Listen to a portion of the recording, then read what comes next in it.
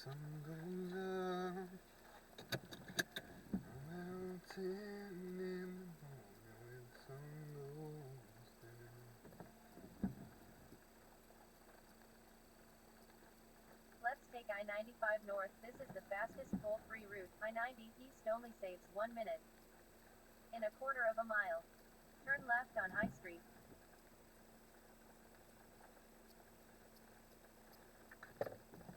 When the sun goes up, about 10 in the morning when the sun goes down. Around 3 in the day.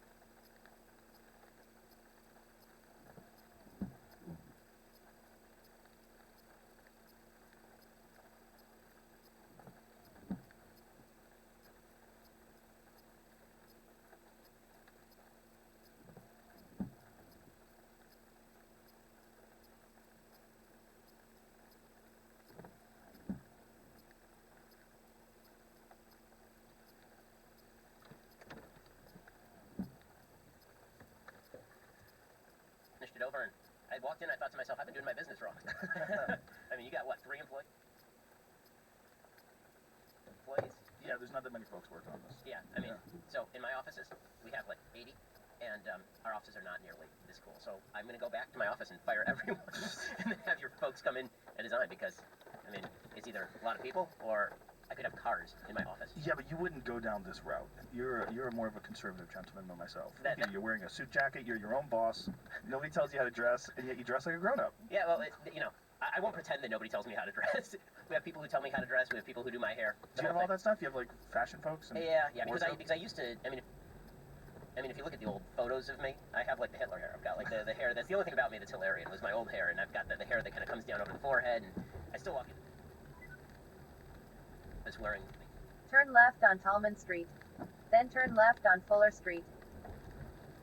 Your shirt every day, okay? Because I'm incredibly lazy. Used to that stuff, but we You have... should be able to. Yeah, I mean, that's the Turn right on Lowell Street. of being the boss. Maybe it'd be more relatable. Maybe if you showed up wearing, like, flip-flops and a t-shirt. That kind of kills my brand, though, now. Does it? Like, What is your brand, exactly? I thought I was being an asshole. I don't think you're an asshole, though. Well, thank you, I appreciate it. You're a very nice guy. You're just conservative. That's the dirty little secret, though. Yeah. I mean, we're not supposed to talk about that. But this is one of the things that bothers me so much. In 900 feet. Turn left on High Street. It's waterproof, methane-proof, or gas-proof of any kind, and meets all California seismic requirements. So when you have this idea, who do you bring? You got stuck. You guys got kind of stuck in that first conversation. But I felt like the second one was much better. Yes. Maybe both of you kind of recognized there were some errors made in the first podcast. Or Yeah, at we least- augured in on a definition and Yeah. Turn left on High Street. and so that wasn't so good. Yeah, and I wasn't in tip-top shape for that first discussion, well, or for the second one for that matter. But they've been getting, each discussion I've had with Sam has been getting better. So as far as I'm concerned, and I think he feels the same way. And I mean, we're trying to sort something out that's really, really difficult. And it's the relationship between facts and values, which is parallel to the relationship between, say, objective truth and narrative, or parallel to the distinction between scientific fact and religious truth. All of those things sort of are layered on top of each other, and it's an extraordinarily difficult topic. And so it's not surprising that it's taking all of this discussion to even vaguely get it straight. It's been a central bone of contention among philosophers for, well, probably forever, but certainly since the time of David Hume, several hundred years. Well, one of the more fascinating things that's coming out of the realm of podcasting is these kind of discussions, these long-form, live discussions in front of enormous groups of people where you go over very complex issues. It's a new thing. I mean, and it's something that's greatly received by the public, which is really interesting. I mean, you guys are selling out all over the place. Yeah, well, I've really been trying to make sense of this, because I'm thinking, well, what the hell's going on? In 3/4 of a mile, turn left on Russell Street. Why am I selling out 3,000 person auditoriums? And then, but not just me, obviously. Sam is doing it, and you're doing something on a larger scale, but very similar with your long-form podcasts. And then there's this whole rise of what Barry Weiss described as the intellectual dark web. That's actually Eric Weinstein's coinage. And so there's a group of us that would be sort of clumped together for reasons that aren't obvious.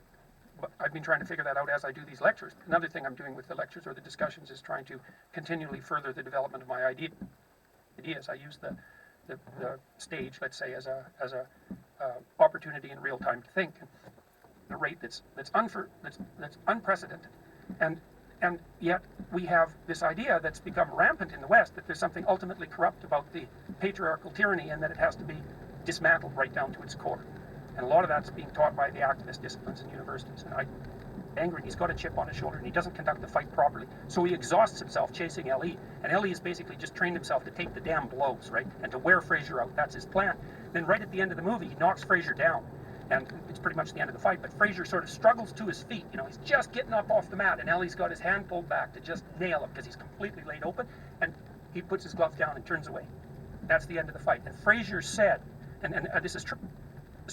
This is what they enjoy. They enjoy having many mates. Yep, they short enjoy term. being, yes, but if this is what they enjoy, if it's a man who doesn't want a family and enjoys dating, Probability that it's more powerful than love is pretty damn high. So look to your own viewpoint before you go out there and try to fix the hierarchies of the world. Just exactly what it is and it's worse. Like, look, in the Russian Revolution, for example, In 1,000 feet, turn left on Russell Street. just for the sake of argument, that the first rung of revolutionaries were only driven by compassion. Maybe they were. They all got killed. They got killed by the people who came after, and they weren't so interested in compassion at all. They were interested in ferreting out everyone who had a modicum of success on any dimension and doing them in. And that happened in wave after bloody wave. They killed all the successful farmers. Those were the kulaks. They killed all of them, rounded them all up, killed them, raped them, stole all their property, sent the remnants to Siberia, froze them to death. 10 years later, 6 million Ukrainians died because they couldn't raise crops. why do you think that people are so opposed to discussing these things or to challenging cultural norms? Because one of the things that I've seen, especially in terms of the differences between men and women, this reaction to some of the things that you've said has been very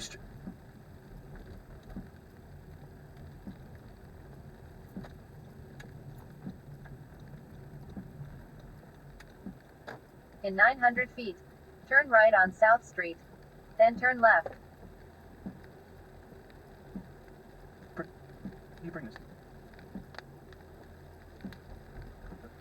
Two. I'm not sure what you mean by that. Well, when you're implementing it, so you're digging holes in the ground. Like you Yes. have to bring it to someone that lets you. Turn right on South Street, then use the left lane to turn left on Weston Street.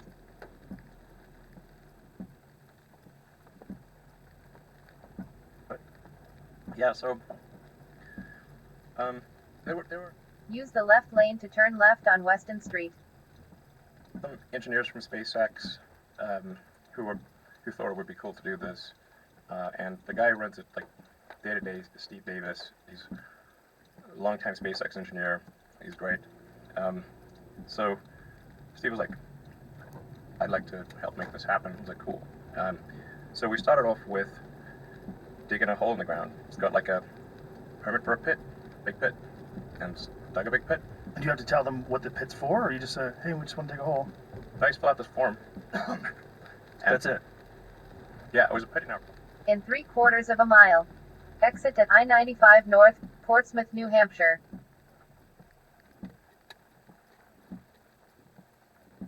lot.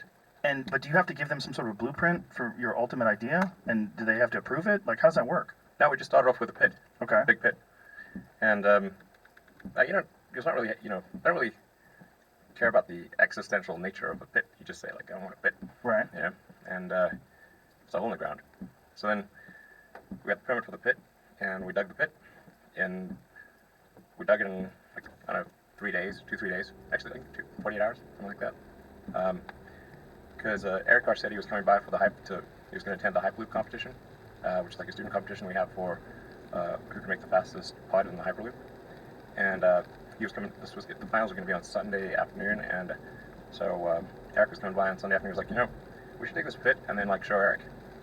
So this was like Friday morning, and then so it was about a little over 40 hours later we dug the pit. There's like we're in 24/7, no 48 straight hours, something like that, and dug this big pit, and we're like showed Eric the pit. Like obviously it's just a pit, but hey, it's hole in the ground is better than no hole in the ground. And what do you tell them about this pit? I mean, you just say So this is the start beginning of this idea. Yes. We're going to build tunnels under LA to help funnel traffic better. And they just go, okay. We've joked around about this in the podcast before. That like, what other person can go to the people that run the city and go, hey, I'm going to dig some holes underground, put some tunnels in there. And they go, oh yeah, okay. Nothing wrong with a hole in the ground. But it's People dig holes in the ground all the time. but my question is like, I know how much time In 1,000 feet. Use the right lane to exit right. you'll be spending on your Tesla factory. I know how much time you must be spending on SpaceX, and yet you still have time to dig holes under the ground in LA and come up with these ideas and then implement them. Like, I got a million ideas. I'm sure you do. There's no shortage of that. Yeah. I just don't know how you manage your time. I don't understand it. It doesn't even seem humanly possible. I Exit right to I-95 North, Portsmouth, New Hampshire. do basically. I think people like don't totally understand what I do with my time. They think like I'm a business guy or something like that. Like my Wikipedia page says business magnate. What would you call yourself? I'm a business magnet. Can someone please change my Wikipedia page to magnet? They'll change it right now. Please It's change probably it already to, changed. It's locked, so somebody has to Oh. be able to unlock it and change it to magnet. Someone will I get want to be that. a magnet. No, I do engineering and and manufacturing and. Continue straight for 13 minutes to exit 55A, I-93 South, Boston, hold exit 37A.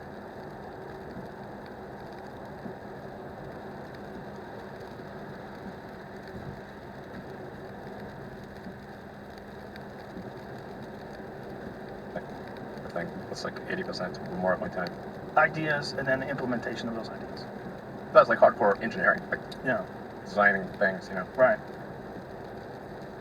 structural, mechanical, electrical, software, user interface, engineering, aerospace engineering. But you must understand there's not a whole lot of human beings like you. You know that, right? So you're an It oddity seems, yes, to chimps like me. we're all chimps. Yeah, we are. We're one notch above a chimp. Some of us are a little more confused. But I watch you doing all these things. I'm like, how does this motherfucker have all this time and all this energy and all these ideas, and then people just let him do these things? Because I'm an alien. That's what I've speculated. Yes, I'm on record saying this in the past. I wonder. it's true. I mean, if there was one, I was like, if there was like maybe an intelligent being that we created, like some AI creature that's superior to people, maybe they'd just hang around with us for a little while like you've been doing, and then fix a bunch of shit. Maybe that's the way. I might have some mutation or something like that. You might. Do you think you do? Probably. Do you wonder? Like, you're around normal people, you're like, You're like, what's up with these boring dumb motherfuckers? Ever? Not bad for a human, but I think we'll not be able to hold a candle to AI. You scare the shit out of me when you talk about AI. Between you and Sam Harris. I Oh, didn't sure. even consider it until I had a podcast with Sam once. That's and great. It made me shit my pants. Talking about AI, I realized, like, oh, well, this is a genie that once it's out of the bottle, you're never getting it back in. That's true. There was a video that you tweeted about one of those Boston Dynamic robots. And you're Yeah. like, in the future, it'll be moving so fast you can't see it without a strobe light. Yeah. Could probably do that right now. And no one's really paying attention too much, other than people like you or people that are really obsessed with technology. All these things are happening, and these robots are. Did you see the one where PETA put out a statement that you shouldn't kick robots Probably not wise. for retribution? Their memory's very good. I bet it's really good. It's really good. I bet it is. Yes. And getting better every day. It's really good. Are you honestly, legitimately concerned about this? Is like AI one of your main worries in regards to the future? Yes, it's less of a worry than it used to be, mostly due to taking more of a fatalistic attitude. So you used to have more hope, and you gave up some of it, and now you don't worry as much about AI. You're like, this is just what it is. Pretty much. Hmm. Yes. Yes. No, no. But no. It's not necessarily bad. It's definitely going to be outside of human control.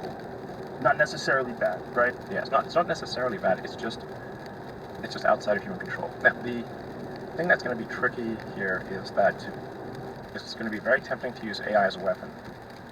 It's going to be very tempting. In fact, it will be used as a weapon.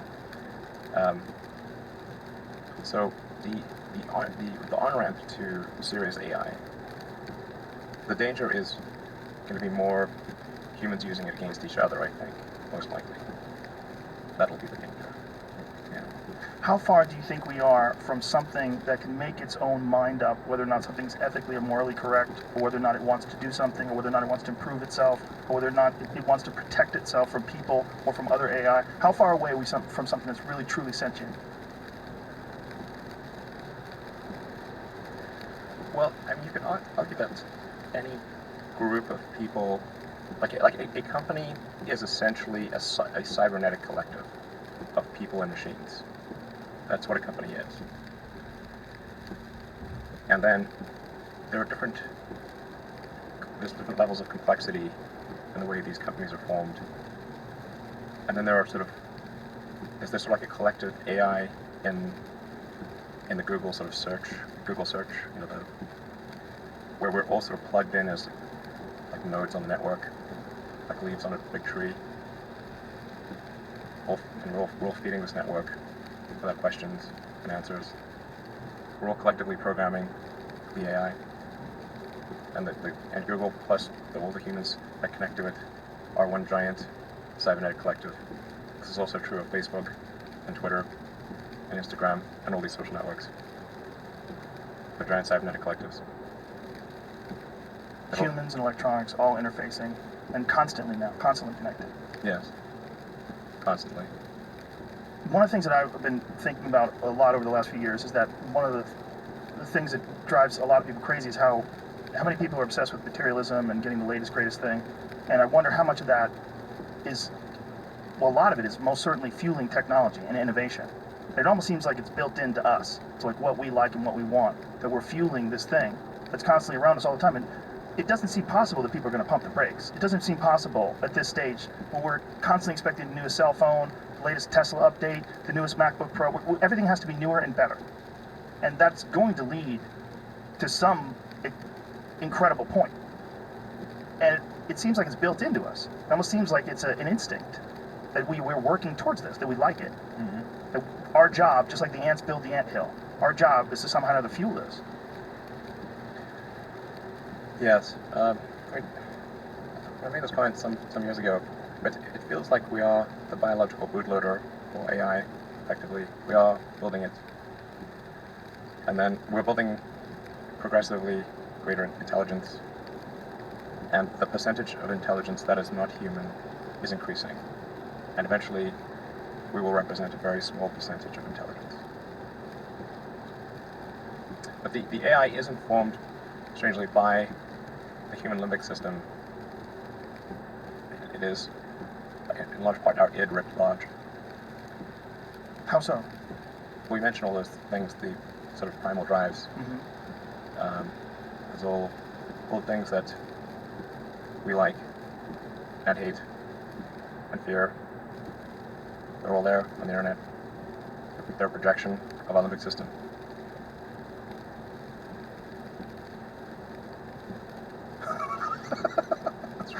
No, it makes sense. And thinking of it as a, I mean, thinking of corporations and just thinking of just human beings communicating online through these social media networks as some sort of an organism it's a cyborg.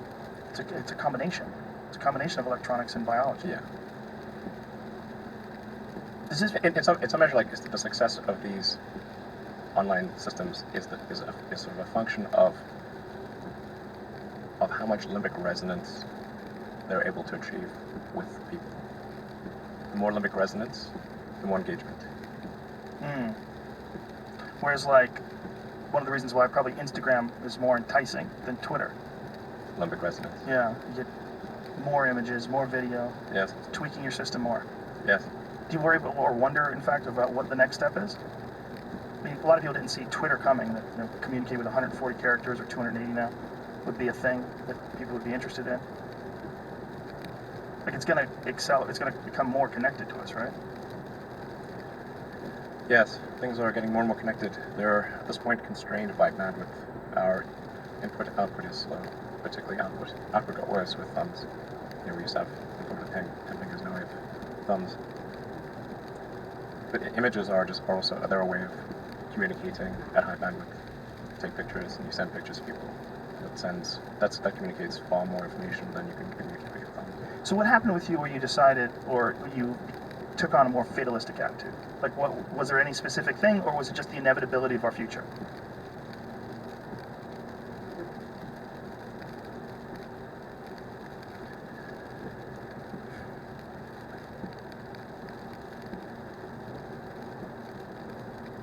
How you doing, beautiful? Hey, how far away are you? 20 minutes. Okay, good. I'm 17 because I actually went back inside because when I was putting stuff into my car, I noticed that a picture frame was broken. So I had to go back in and I was like, I still like this picture, but I don't want to pay full price for it. So they gave me like $7 off. Yeah. But Okay. Perfect timing, right? Excited to see you.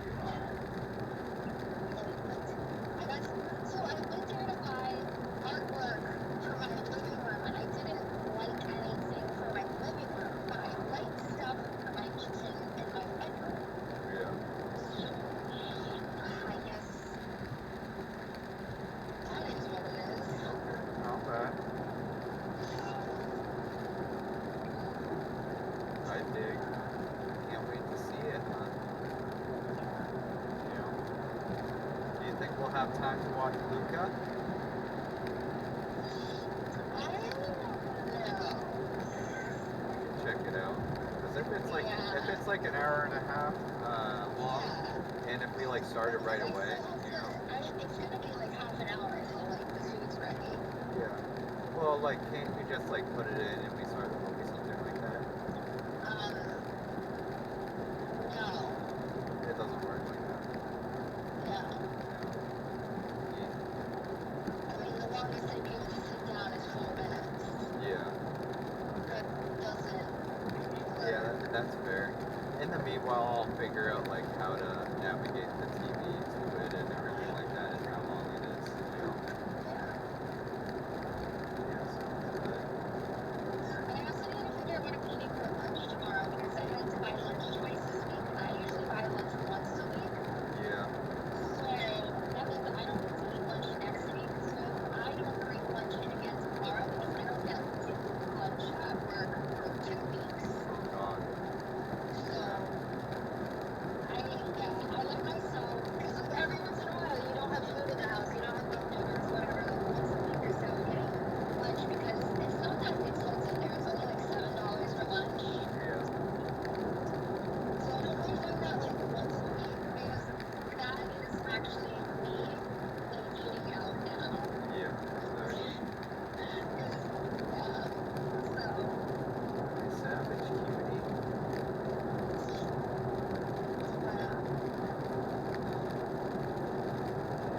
Like I said, I realized that I had absolutely nothing hanging on the walls in my bedroom, and I was like, I can't do this. Yeah. It's a serial killer. Yeah, exactly. No, it gives a lot more character. Like I visited my friend James yesterday at his house, like I gave him like those stuff that I was trying to sell that nobody was buying. This random stuff. But yeah, like I noticed that like so like them in their house or whatever, they add different paintings and different random posters or whatever or cool designs on the walls, and it like now it's a lot more filled up than long ago. So it definitely it feels a lot more homey that way, you know, and more. Although it's very hard for me because I don't like looking very cliche Yeah. in my decorating scheme, and that's very difficult. Yeah. So, Yeah, my poor cutie.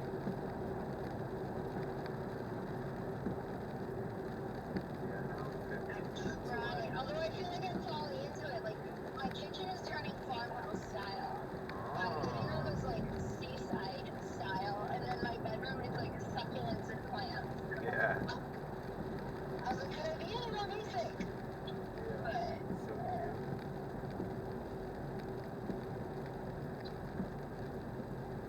Tomorrow's already Wednesday. Already and only Wednesday at the same time. You know? yeah. Yeah. Easy to transfer.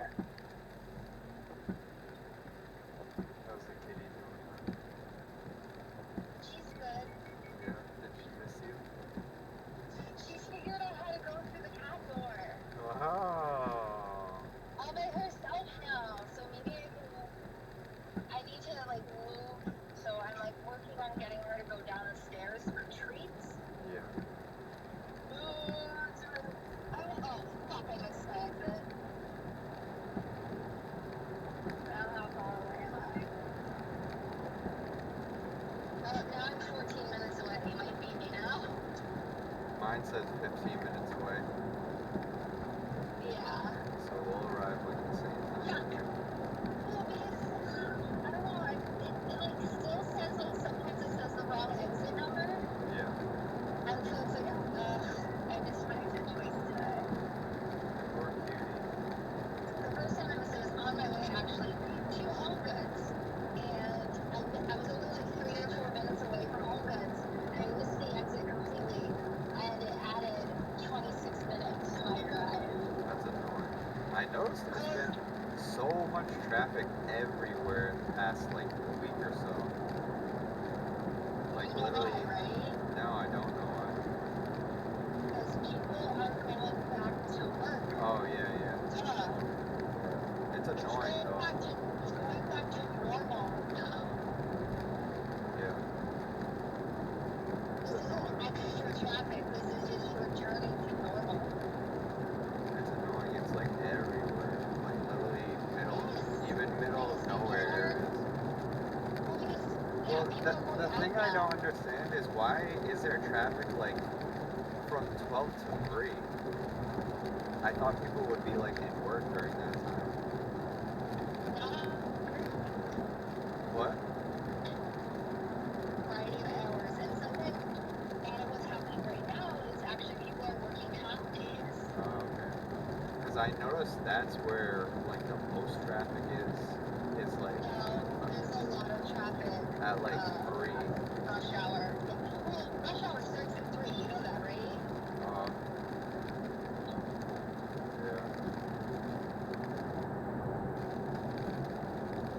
I'm so hungry though, and I need crackers and pepperoni. Did you eat anything? No, No? My I poor haven't been cutie. home. Where would I eat? What would I eat? Is my cutie hangry? Yes. So I'm also cute. very irritated at how long it took at Home Goods. Yeah. Yeah. And I went to Home Goods for a utensil organizer, a can opener, and one other thing. And I didn't find those 3 things. Yeah. But I found a lot of other stuff that I like also kind of needed. Like I did need cooking utensils for the house. Like I didn't have any. And then I needed like art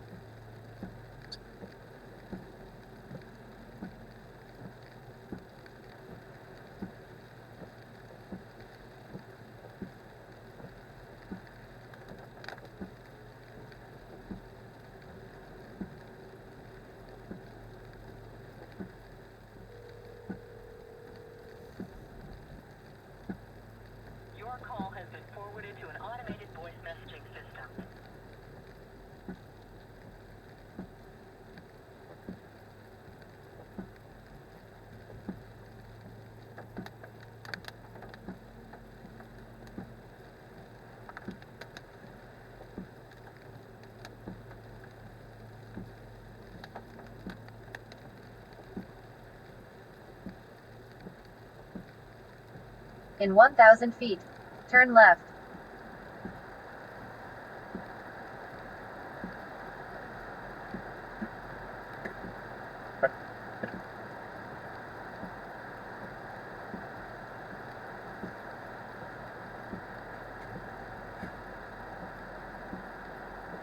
Turn left on Pond Street.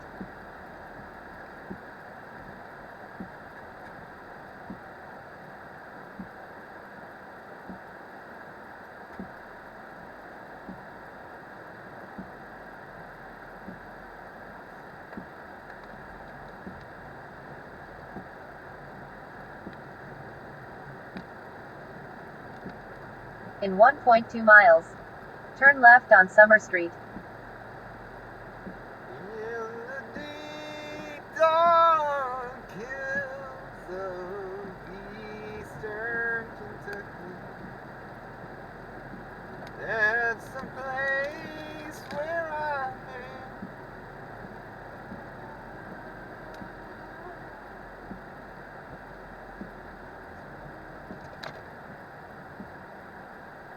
Never leave home.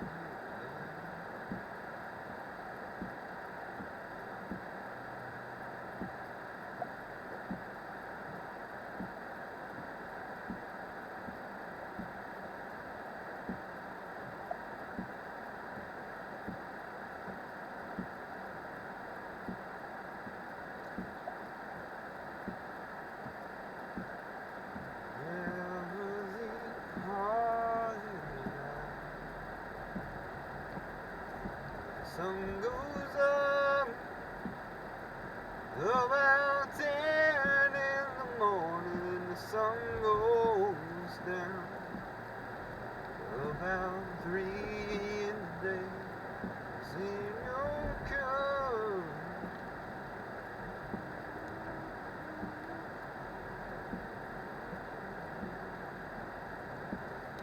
Just trying to get away when the sun goes up. Approaching a railroad crossing. About 10 in the morning, the sun goes down. About 3 in the day, feel your come.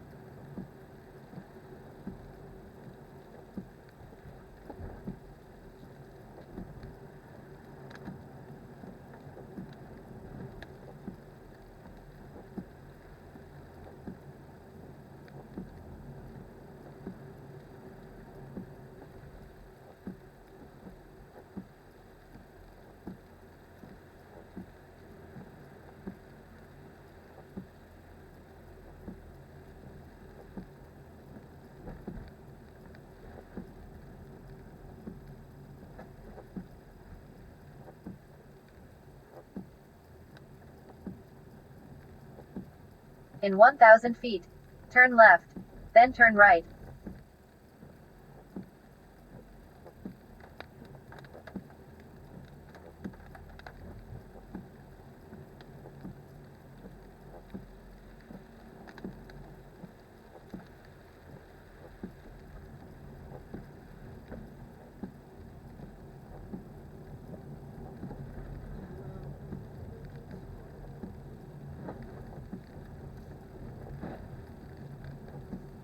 Turn left on Summer Street, then turn right on Lynn Street.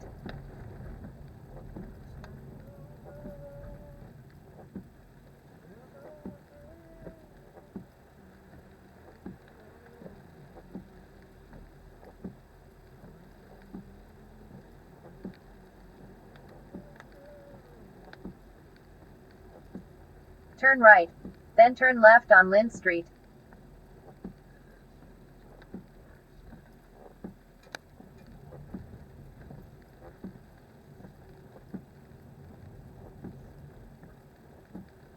Turn left on Lynn Street, then turn right on Melbourne Street.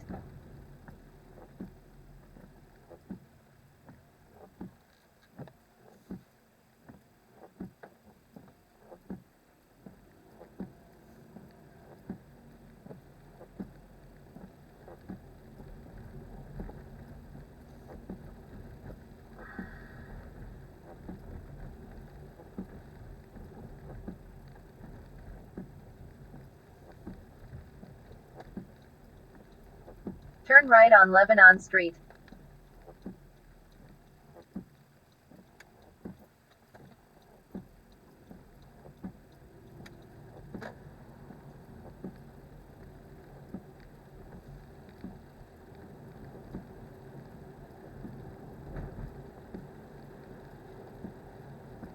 In 1.2 miles, turn left on Valley Street.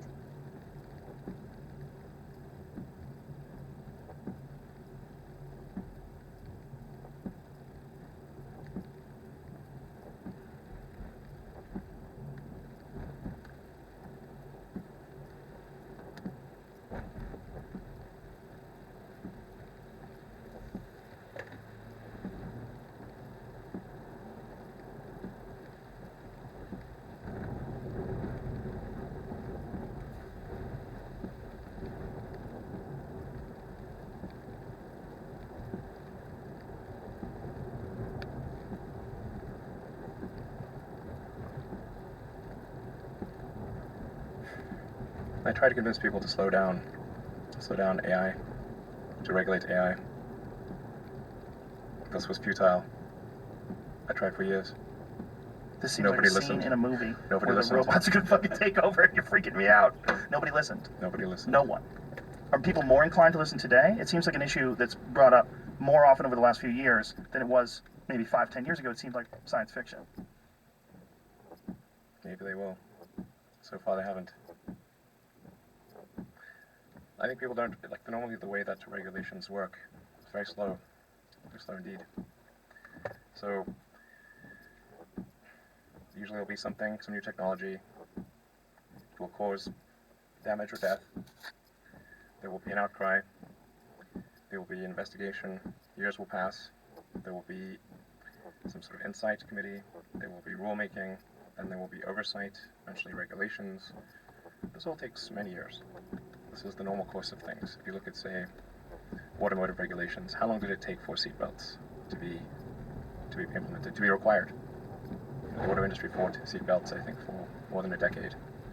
Successfully fought any regulations on seatbelts, even though the numbers were extremely obvious. If you had a seatbelt on, you would be far less likely to die or be seriously injured. It's unequivocal.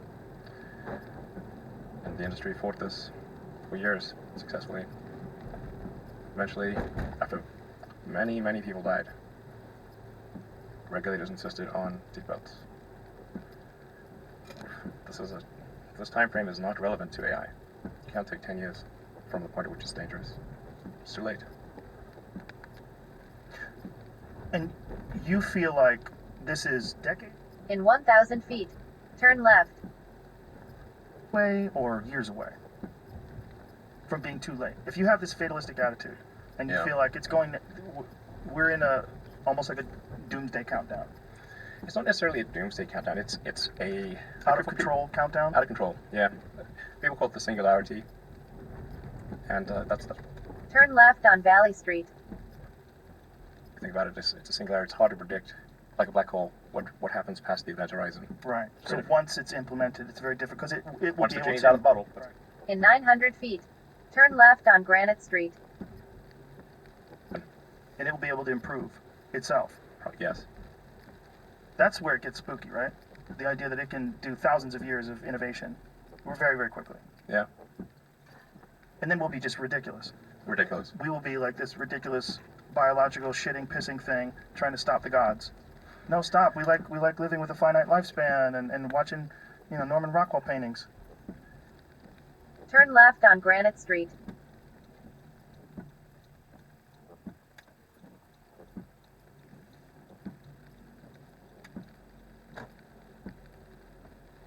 In 700 feet, you'll arrive at Brianna House. Your destination will be on your left.